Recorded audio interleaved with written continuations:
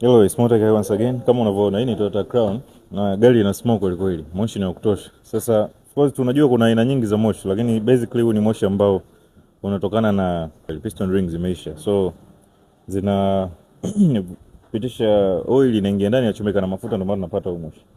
Sasa naomba ni insist kwa wale ambao mnakuja kufanya pre-purchase inspection au kwa wale ambao mnataka kununua magari, especially mnaonunua magari kwenye mikono ya watu, hakikisha hiyo gari haijawekwa additives, kwa sababu kuna issues kwamba hii gari of course imekuja hapa, huyu mwenye nayo alikuwa mwanzoni experience hii issue, na ni kwa sababu engine oil alikuwa anatumia ilikuwa imewekwa additives. Kuna moja ambayo ni maarufu sana inaitwa Blue Devil, na kama jina lake lilivyo kwamba blue shetani, ni shetani wa blue kweli, kwa sababu ikiwekwa hiyo, yani gari ya smoke kabisa, lakini unakuta gari tayari ina shida, rings zile zimeshaharibika. Sasa ni muhimu kufanya kuhakikisha kwamba oil ya gari unataka kununua ujue imefanywa service lini, au either ukubaliane na mwenye gari kwamba baada ya ukaguzi utakapofanya service ya oil kama kuna mabadiliko basi awe concern, aweze kuhusika, kama ni marekebisho au ni kununua engine nyingine, kama ndio biashara itakuwa imekufa ni sawa, au unless kama anaweza kukubali pia kufanya change ya oil kabla ya biashara kufanyika itakuwa vizuri zaidi. Lakini kuna mchezo wa kuongeza additives ambao ni hatari sana na unaficha haya matatizo.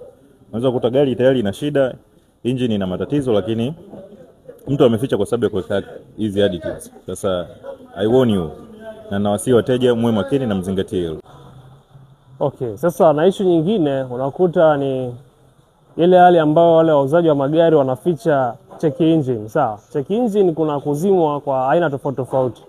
Wanaweza kuzima kwa kufanya bypass, sawa, ambapo ukiweka switch on unaiona, ila ukiwasha gari haiwaki.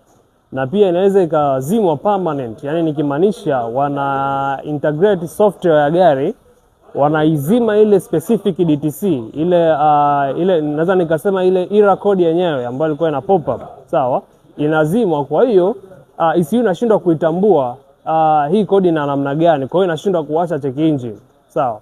Hapo wanakuwa wanafanya mapping. Sasa ili usipigwe, piga simu tuje tukukagulie gari yako. Motokai Intelligent Autos.